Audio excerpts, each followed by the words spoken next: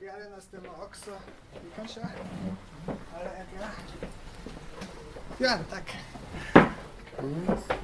Okay, I noticed some people whimpered a little bit about using Swedish, so I'll try this in English. I hope it works.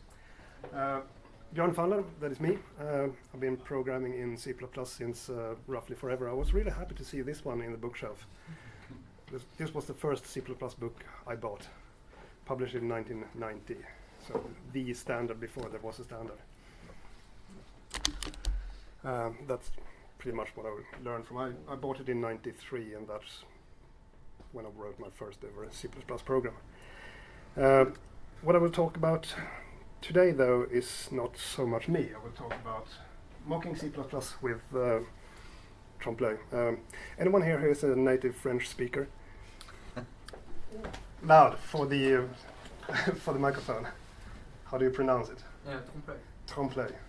I cannot do those R's. I cannot do those R's. Trompeloeil. Okay.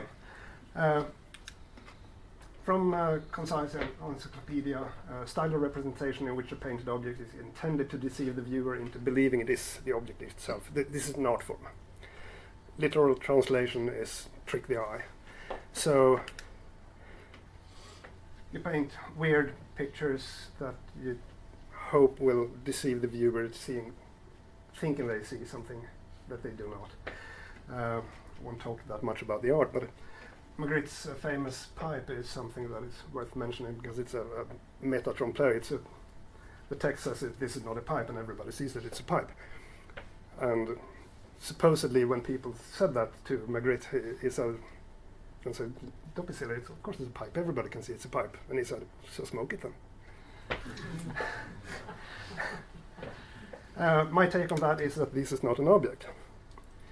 It's a visual representation of something that in a running program would be an object. Okay. Believe it or not, this has a relation to what I'm going to talk about. When we do test-driven development and use mocking, we want to give we have a unit under test that we want to behave in a certain way. The way we do that is that we paint an image of the environment that we want it to believe it operates in. We don't want to test it with everything else. We want to isolate it as much as we can. So we have our unit under test, and then we have a Trompeloeil around it, or several. When it comes to mocking in C++, there are two schools. You have those that work with the binaries at runtime, modify the v-tables to steal calls to virtual functions. And you have those that work purely within the language, where you create new types at compile time and use them. Some examples of the former are Hippomox and AMOP. And for the compiled ones, I think Google Mock is most probably the one most people know about. Any users of Google Mock? Number. Okay. You will feel very familiar with the first half and not very familiar at all, but quite relieved with the second half. Trompeloeil is of the same kind. It's pure C++ 14. No dependencies on anything other than the standard library. It's implemented in a single header file. It's a bit over 3,000 lines of hideous macros and template like magic. It's on a Boost license, so from a legal perspective, everybody should be able to use it. You can adapt it to any unit testing framework, depending on how a different unit testing framework wants to report error messages in different ways. So you adapt it to your unit test framework. It's also available from Conan. Conan is mighty cool, but it's another talk, so I won't say more than that. Except it won't be my talk because I'm not a guru. I mentioned that you adapt to your mocking framework, to your unit test framework. So when you go to the documentation for Trompeloeil, you see these examples. So you click on the cookbook. You have the first line there, integrating with unit test frameworks. And from there you have the description that by default Trompeloeil reports violations by throwing an exception explaining the problem in the what string. If I say that sometimes Trompeloeil reports violations in destructors, you feel a bit uncomfortable. That's why you most probably want to write an adapter. There's a list of adapters for a number of well-known unit test frameworks, and there's a description of how you write your own adapters. So if your favorite unit test framework is not there, write an adapter and please submit it so that I can enhance this list. These adapters in the documentation are small code snippets, 20 lines or so, that you just copy paste into your test program, and then you're good to go. I will introduce Trompeloeil with Stealing with Pride from Martin Fahller. He wrote, I don't remember when, he wrote this blog post, Mocks Aren't Stubs, where he sort of sets the vocabulary so we know what are we talking about when talking about mocks, what are we talking about when we talk about fakes. In this example, in this blog post, he uses an example with a whiskey store, and I'm going to expand on that. So what we have here is we have an interface class store. You can query the store for inventory for an article, and you can say that I want to remove this amount of this article, and you have the order class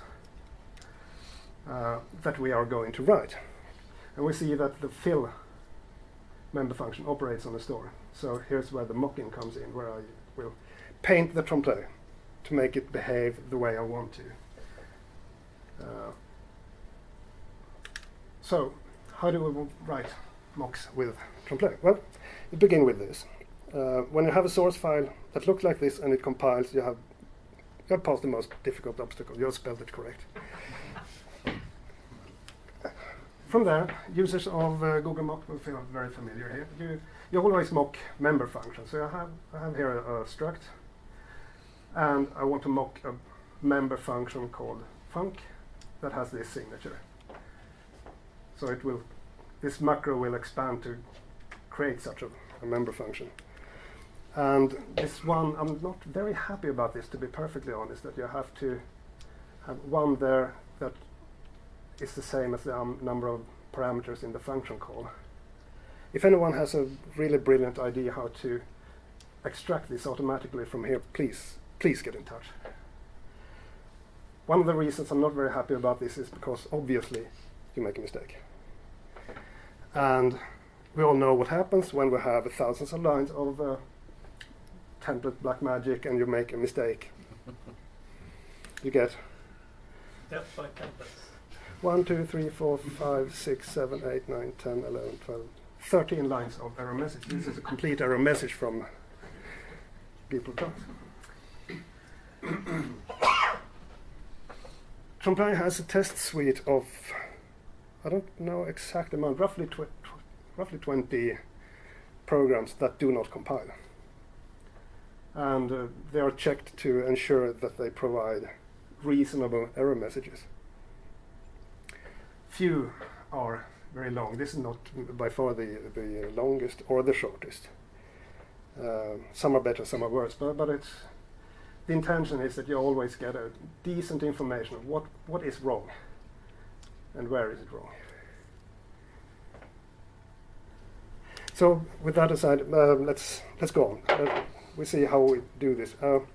By the way, a very common pattern when using mocks is that you inherit from an interface. This is not a requirement for Trompeloeil. When you do, I can make a shout out to one of our sponsors. ReSharper C++ from JetBrains has a built-in generator for Trompeloeil mocks. So you write the struct and inherit from the interface empty braces, and then you bring up a menu and say generate the mocks, and it does it. ReSharper C++ is a plugin for Visual Studio. When you do inherit from an interface, it's a good idea to add override here. It's not a requirement, but I strongly recommend it.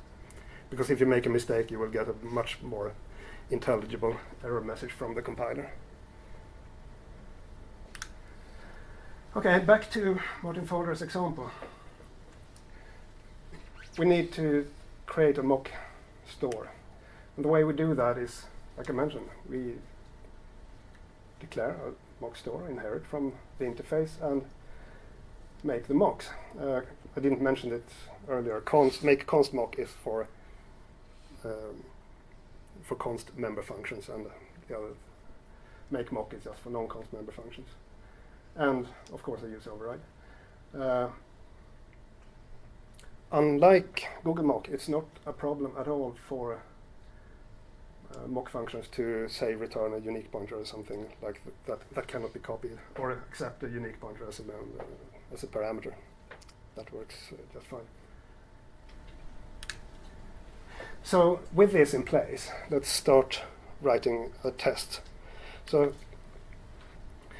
for the examples I'm using now tonight, I'm using the catch unit test framework, if you're familiar with that.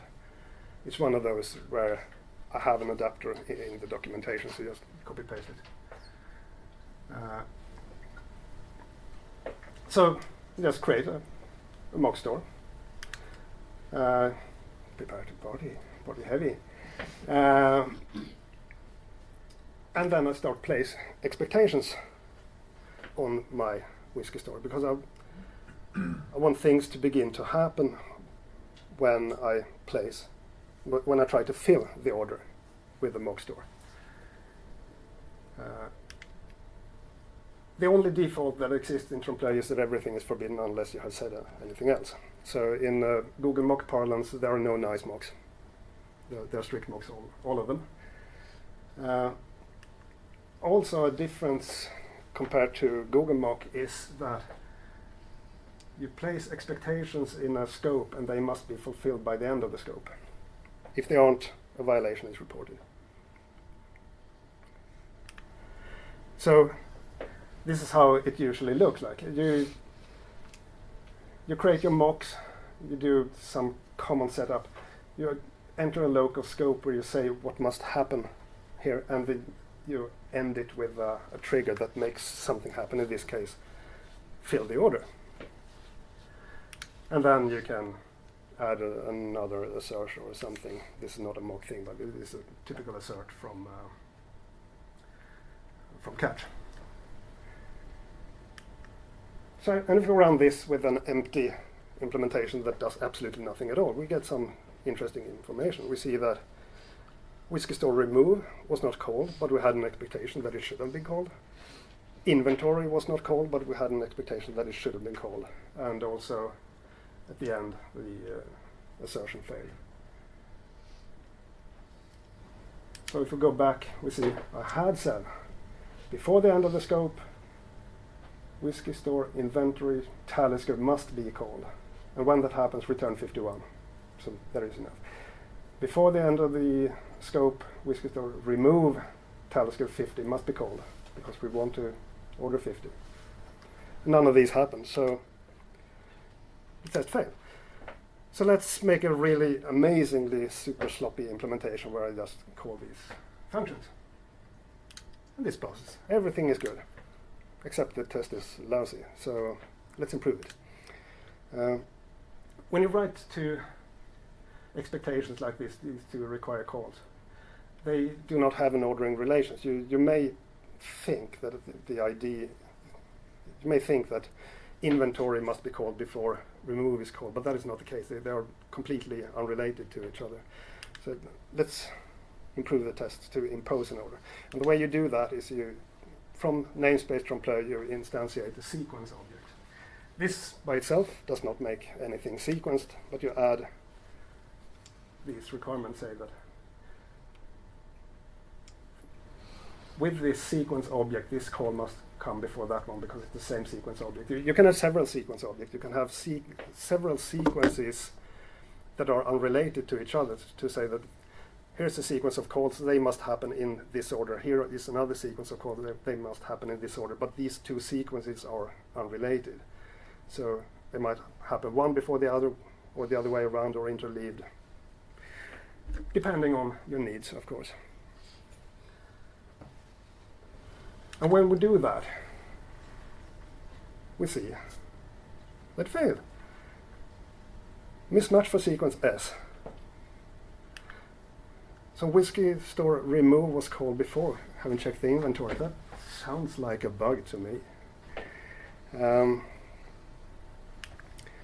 Let's have a look at what may be the reason for that. Yeah, look. So let's do the sloppiest possible fix for that. And this passes, but it's silly. So let's add a negative test. We try to fill an order, but we cannot because there's not enough in store. So again, try to order 50 Taliskers, set a requirement on inventory for Talisker, but it will return 49. 49 is not enough. We cannot do this. So there is no requirement on remove being called. So since everything is forbidden by default, it is not allowed. And then I check that the order is not filled. So let's run this. No match for call of remove with signature void. So we try to remove 50 Taliskers even though there was not enough in store. Okay, I can spot this bug easily. Let's fix it. And now this passes. Excellent. Doing this stuff is easy. Let's try to be a bit more expressive with more advanced stuff. By the way, please feel free to interrupt with questions. In Swedish, if you like. Okay. This doesn't look the same, but this is still captured using a BDD style test, behavior-driven design, which I kind of like as a way of expressing tests. So given a store with whiskies, when stock is sufficient, stock is reduced and order filled. Yeah, makes sense. What I want to do here, not because it's a very good idea, but because I want to show the expressiveness of Trompeloeil with a simple example, is that I keep count of how many Taliskers I have in a variable. And I expect the mocks to reduce this value to something else. And I have also a function here, stock up store, that sets up the expectations on the mock, referring to this variable. So how do I do that? So I can create a function, stock up store, using a mock store reference that makes sense, using a count reference that makes sense, require call. Didn't I say that they must be fulfilled before the end of the scope? This sort of fails before it even begins. So there is another version, named require call. Named require call produces a unique pointer to a Trompeloeil expectation, and the expectation must be fulfilled by the time the object is destroyed. So this is a way to prolong the lifetime of the expectation beyond that of a local scope. So this should work nicely. We can just return it. Excellent. Didn't mention that either. Here, return. In the earlier example, I returned a literal 50 or 51. Here I return a variable that is okay. You can write any expression in here as long as the type of the expression matches the return type. Here the abstraction begins to crack a little bit. What happens here now is that it will return a copy of the value count as it had when the function stock up store was called. Because what this is a lambda with copy capture. I can do this, LR. This is intentionally ugly because this highlights a potential lifetime issue.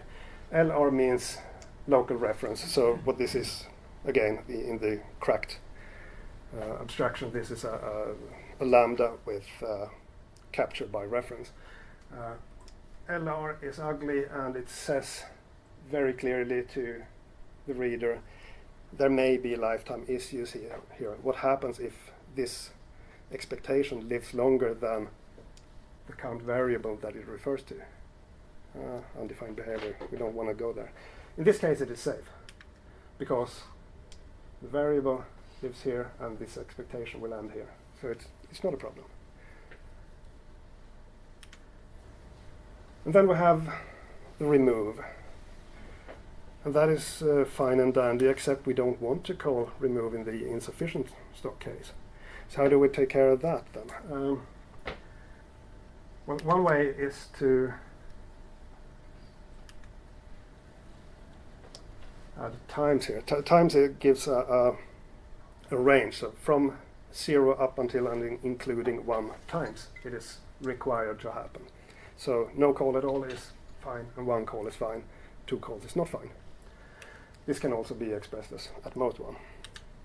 Or we can use allow call. I think that in terms of a unit test, 2 to the power of 64 minus 1 is approximately infinite. Yeah, I think so. So we allow it to call, allow this call to happen, not at all and infinitely many times. And then you have the amount, which is sort of difficult to handle. Now Trompeloeil, the same as Google test also. In namespace Trompeloeil it has an underscore. Underscore is a wildcard matcher. It matches any type and any value. And with any type, I really mean any type, a unique pointer, you name it, it works. So now we say it's allowed to happen for, as long as it's Talisker. We can remove them if we want to. And then I can constrain it. LR is the same as we saw before. Local reference, tread carefully. This is allowed as long as underscore 2 is less than count. What is underscore 2? Well, it's a position of parameter naming. So underscore 1 is the string Talisker. Underscore 2 is a count. Underscore 3 is a completion error. And width is any Boolean expression whatsoever, but it makes sense in this case. You can call functions in there or whatever. So now we have said that it is allowed to remove Taliskers as long as we have them in stock, have sufficient amount in stock. If you try to call it with too much, it is illegal. And then we had, as also I said in the from the source example, I want to actually reduce the stock when this happens. So again, LR, same as before, local reference, and I have side effect. So the way it works is we have an expectation, remove with Talisker and any value, as long as the amount is correct. When that is correct, when it passes, then it will execute side effects. You can list as many of these as you want to, also the width, as many as you want to. And now we're pretty much done. I had auto return because I'm lazy, and then I can just return them both as a tuple. And now we're at home. It works.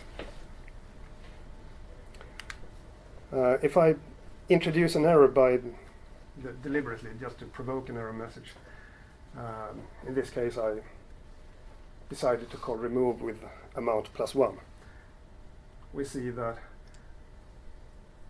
there's no match for a call Talisker 51 because we had an expectation of Talisker underscore, but it failed with less than equal count.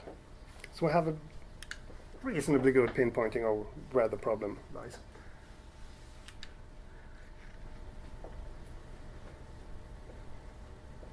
So let's look at the negative test. This one is easy. Actually, it works as it is. The only problem is that we only check that the number of Talisker has not been reduced. But the implementation could call remove Talisker 0 and it could do so a bazillion times, and it will still pass. You can argue that that is a legal implementation, but we can also argue that we don't want that to happen. So let's do this. We say require call remove with any whiskey, any amount, times 0. That is, must not happen. Or we can use the alias forbid call that is sort of easier to see. This macro actually expands to the format. They are exactly the same. But now we have an interesting situation here. We have two expectations on the same call for the same object. So from stock up store we say that it is allowed, and here we say that calling remove on store is disallowed. And here's how it works. When there are multiple expectations, they're active at the same time. They are matched in reversed order. And the first one that matches is the one that is used. So since the last one instantiated is forbid call, and it matches everything because we accept all whiskeys and all amounts, it will be the one expectation that is called. And its requirement is that it's not allowed to happen. So you get an error message saying that, sorry, why did you call remove Talisker 0? You weren't allowed to do that. And that is pretty much what I am going to say today. I forgot to start my clock, so I have no idea how I am for time. This is page 1 of the Trompeloeil cheat sheet. We've seen how we can create mocks, cause mock functions, and I recommend that if you inherit from an interface that you use override. We've seen require call, allow call, forbid call, and the named versions of them that expands into unique pointers that you control the life of. We've seen how to use in sequence to impose orders on matching calls, and how you can use times to say that this can happen 1 or 5 times exactly, or between 5 and 10 times whenever you would like to do that. How you can constrain calls using with. And we've seen side effects return. I didn't show you throw, but I guess you understand. And that's, in terms of expressive power of what you can do with Trompeloeil, this is it. This is all. Which is not that little, actually. There is a page 2 that uses matchers. Matchers don't give you anything more in terms of expressive power. They make life a little bit easier at times, and they can at times give you a little bit better error pinpointing. And you also have this scary stuff, DefWatch, where we can place requirements on when a mock object is allowed to be destroyed. And that too can use in sequence. Or these you can do yourself by calling functions that are mocked from the destructor. This is just more convenient.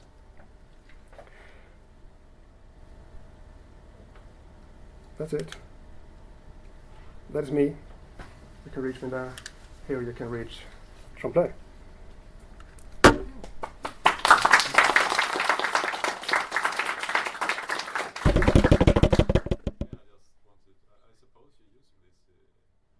Yes.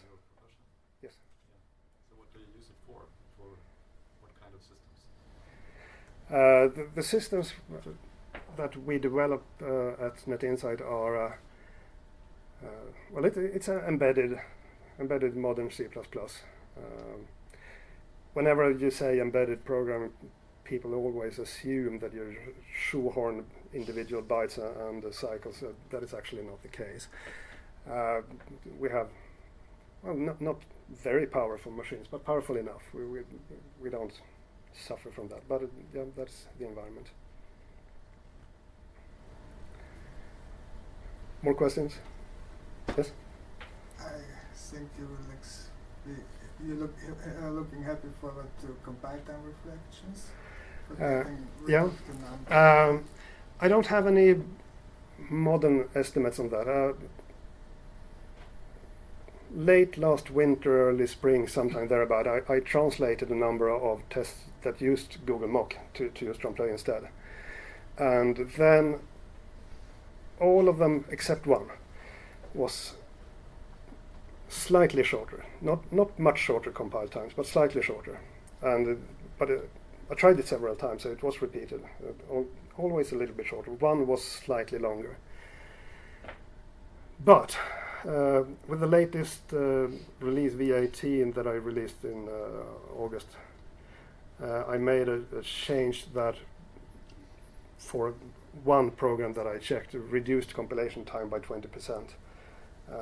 But I can no longer make a one-to-one comparison with Google Mock since those programs have changed since. But generally speaking, compilation time with Trompeloeil is on par or better than with Google Mock. Can you mock an object if you don't have a pure interface? Yes. I do that often, especially when I want to test templates. I don't want to bother with an interface. So yeah. So interfaces are not needed. No, it's a frequently seen idiom for sure, but it's not a requirement. More questions? I'm not sure I can describe it good enough, but I mean I use Google Mock, Yep. and I've come to the case where I have to write my own custom matchers. Yes. Can't really remember why though, but I mean how does your matchers compare to Google Mock's? My matchers are simpler for better or worse. My matchers only work with single values. Okay. That is for worse. For better is that you create a function, typically a template function that creates a matcher, and you create it by calling a function called makeMatcher. Yeah. And provide it with two lambdas, one for the predicate to check if it is fulfilled, and one for an error message if needed. So it's really simple to make matches, but otherwise, most of the time I found that you don't need matches. You can use them to get better error messages, but you don't need them because you have the with clauses that you can constrain the calls. Yeah, because that's the worst part of Google Mock, I think, because whenever time I need a custom matcher, it's like 40 lines of code just to write a matcher. Yeah. I mean, it's Here, ridiculous.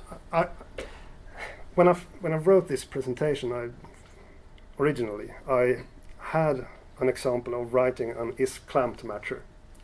I don't know if you're familiar with the clamp function that comes to C++ 17 in the standard library. It's where you say that you clamp a value between two values. So you say clamp x 2 and 5, and then whatever x was, it will never be less than 2 and never more than 5. But if it is 4, it will stay 4.